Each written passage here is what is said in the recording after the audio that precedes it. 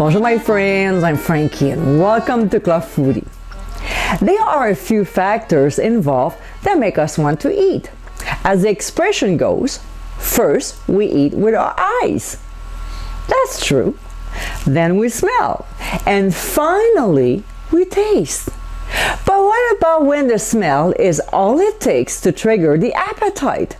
The best example, and I'm sure you all agree with me, is fresh baked bread.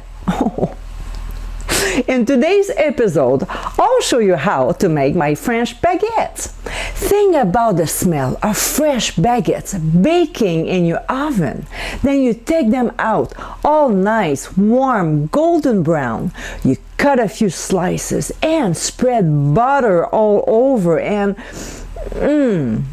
I think you got the idea. So my friends, let's get cooking.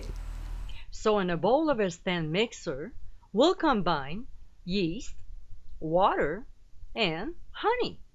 We'll quickly mix the ingredients and let it sit for 10 minutes.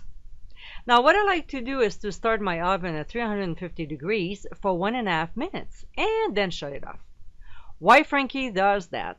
Well, when we'll do the first rise, I like to place my dough in a warm, not hot though, draft-free spot.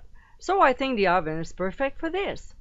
Also, I'm making this video in December, so the kitchen is obviously cooler than during the summer.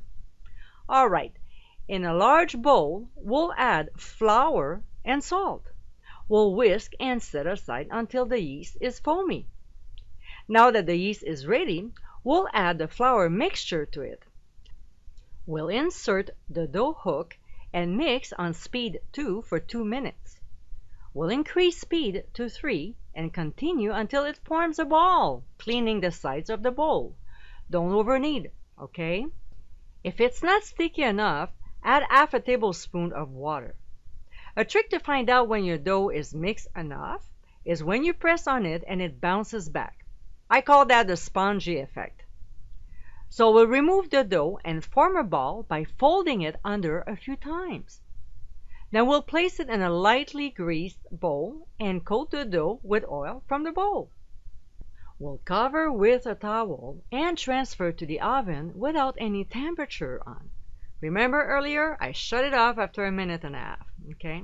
So we'll let it rise for 45 minutes or until it doubles in size. Now that the first rise is done, we'll remove from the oven and knock the air out. We'll transfer the dough on a lightly floured work surface and we'll do like we did earlier by folding it under a few times to form a nice ball of dough. We'll separate into 2 balls or 4 if you want smaller baguettes and fold under once again. Taking 1 ball at a time, we'll gently spread it to form a rectangular shape, about 3 by 6 inches. Next, we'll fold it as an envelope. So we'll take 1/3 of it and fold it. Then take the other side and fold it over. We'll take the ends and tuck it under. If you see your dough is not supple enough, start to resist, then stop for 5 minutes. Let the gluten relax before going back at it again, okay? So we'll repeat the folding process another time before transferring the dough on a baguette pan. We'll cover again with the towel and transfer in the oven for 45 minutes for the final rise, also called proofing or proving. So here's the alternative if you don't own a baguette pan. We'll take a large dish towel and we'll fold it so it has 2 slots. That way we can place the 2 baguettes inside so they hold their shape. As you can see, I've used large binder clips to hold the towel ends together. So we'll proceed the same way for the proofing, placing a towel on top of the folded towel after transferring in the oven. Alright, now that the proofing is done, we'll remove the dough from the oven and place a pan on the bottom rack. We'll fill it with water and then turn the oven on to 450 degrees. That way it'll create some steam to increase the volume of the bread. Now back to our dough that has actually doubled nicely. We'll slash each of them 4 times on a 45-degree angle. You can either use a sharp knife or kitchen scissors. Now we'll brush the egg wash all over.